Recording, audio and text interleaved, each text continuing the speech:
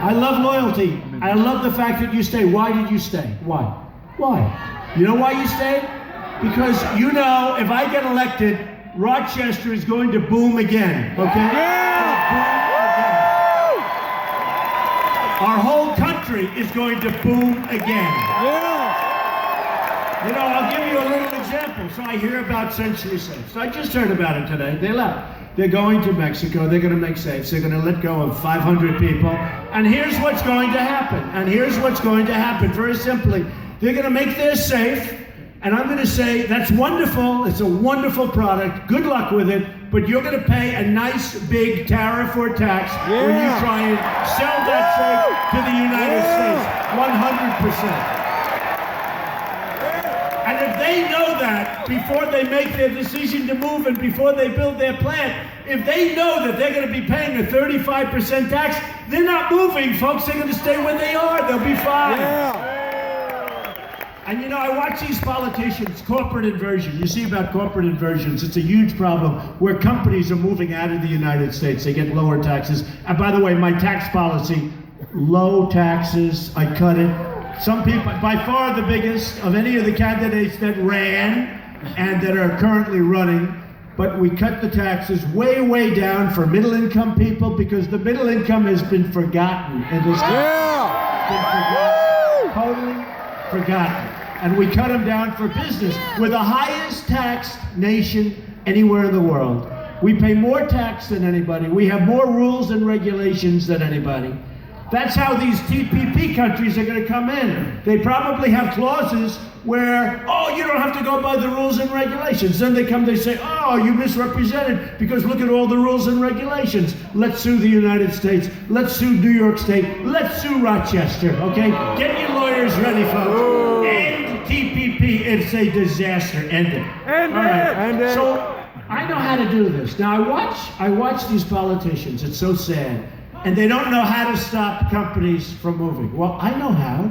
You just tell those companies, if you move, you're going to be taxed when you sell your product into the United States. And they're not going to move. And they don't want to talk about it because I love free trade. The problem is when you have free trade, you need smart dealers. You need smart negotiators. You need smart people running your country. We don't have that. We have just the exact opposite, okay? Yeah. So I like free trade, but free trade is not free trade. It's dumb trade because we lose with China. We lose with Mexico. We lose with Japan and Vietnam and every single country that we deal with. We lose with Canada. Bigly, tremendous, tremendous trade deficits with Canada. We lose with everybody. We lose. No more is right. No more. It's ended. It is ended. And that's why nobody has crowds like this. You know, they stopped the buses from coming in an hour ago. There are thousands of people that want to come in, and they said they had a fire problem. Look at the size of this hangar. This is a big hangar. It's packed. Now the press, which is so dishonest, they won't show that. They won't show it. They don't show it. You know, I just went through, when I came up, they asked me a couple of weeks ago, what do I think of... Thank you very much. We love you too. We love these people. We love each other. We want to make our country great again, right? Make America great again. You know what I've been saying? The American dream is dead, but I'm going to make it bigger and better and stronger than ever before. You watch. You watch. And somebody said the other day, well, what is your policy like on the military? And I said, America first. America first. You know, the New York Times wrote a terrible misrepresentative story, which they always do. They're totally, you know, it's a failing newspaper. It's probably not going to live for another year. But they write such negative things, just so, and they know it's wrong. They know it's wrong. They don't call for comment. They don't call for anything.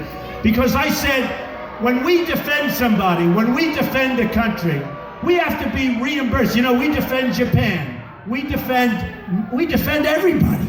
We're like the world's policemen. By the way, speaking of policemen, how great are the police today? How great. And our firefighters are great. We love them.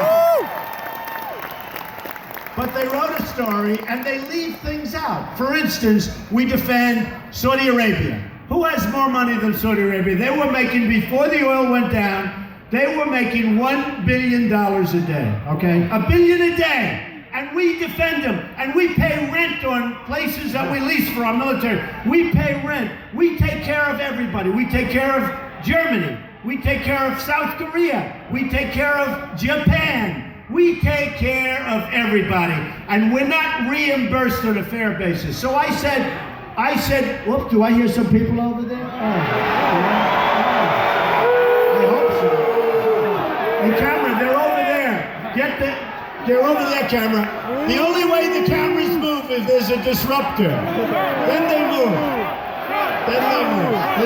There is no rally like a Trump rally, and nobody gets the people. Now I can tell you.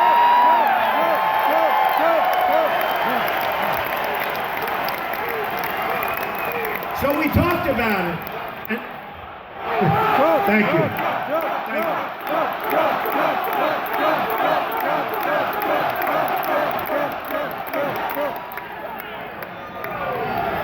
Oh, I love these people. Hey, we're all in this together, folks. Don't forget. The politicians do what their special interests and their lobbyists tell them to do. Okay, just remember. That's why a Ted Cruz, who's totally taken care of by the banks, by all sorts of special interests, all of these guys running, including Hillary. You talk about Hillary. The worst. You saw what Bernie said? They're starting to get angry at each other now. Bernie's saying she shouldn't be able to be in that position because she's made so many bad decisions. She shouldn't even be running for the position. You saw that. And she has made bad decisions. Boy, has she made. I look so forward to going after Hillary finally. It's going to be easy. So the problem is that they're all going to be taken care of, and they're all taken care of by different people. You have lobbyists in Washington that specialize in Cruz, and they specialize in Hillary. It says Hillary on their forehead. Hillary. I take care of Hillary. And they give them millions of dollars through different people, probably through themselves also. They give millions of dollars, and when there's a problem, you go and you hire those people. And you say, you know, Cruz has caught on to the fact that Century Safe, or whoever it is moving, and they want to be able to move. They don't want any problems.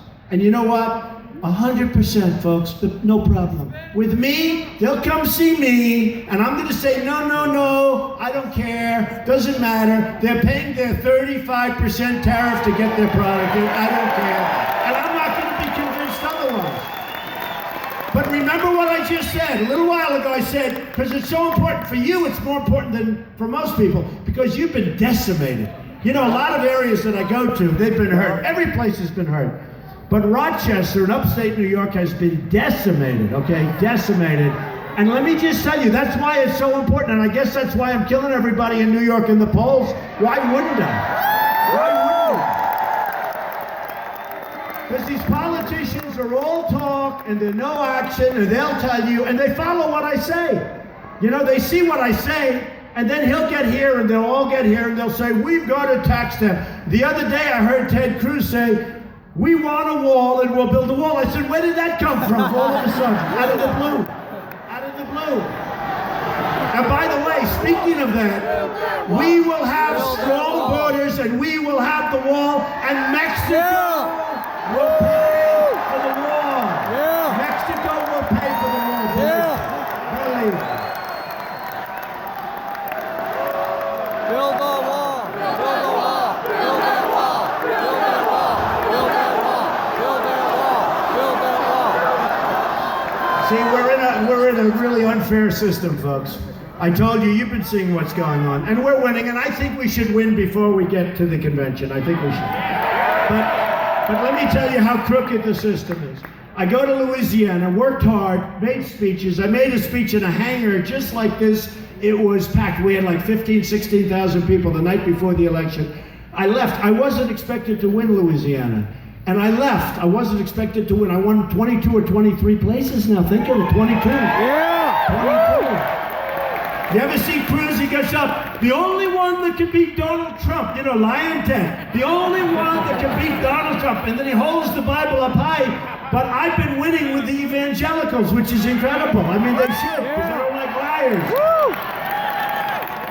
But do you remember in the debate where he said, the only one that beats Donald Trump is Ted Cruz? Okay, except for one problem. One problem. What's the problem? He said, I've beaten him 6 times. I said, yeah, but I've beaten you 18 times. And he went like, oh. It was a weird moment, frankly. It was a weird moment. No, I've won 21 or 22 states. He's won half that number, maybe less than half that number. I've won, here's what's important, which they don't even count because it's a crooked system, folks. It's a crooked system. And in all fairness, take a look at what's happening to Bernie. He wins, he wins, he wins, he wins, and I hear he doesn't have a chance. This is a crooked system, folks. This is a crooked. I'm not a fan of Bernie. I couldn't care less. You know, as far as I'm concerned, I couldn't care less about Bernie. But he wins, and he wins like me. I've won twice as much as Cruz. I've won millions and millions of votes more. People that have never voted are coming out to vote for Trump. People that are Democrats. The Republican primaries, it's up more than 70%. The Democrats are down 35%. Surprised me. But the Republicans, because of me, are up 70%, almost 70%. From 4 years ago, when we had a choke artist named Mitt Romney that should have won that election. It was a choke artist. But we're up 70% from 4 years ago. Now, every one of those people, if they try and do their little shenanigans, which is politics as usual, every one of those people that are all enthused, and look at all the people here today, and to think we had to stop the buses and thousands, please apologize to them. I'll come back. I'll come back. Yeah. I'll come back. I'll be back a lot. But think of this. So I watch Bernie. He wins. He wins. He keeps winning, winning, winning. And then I see he's got no chance. They always say he has no chance.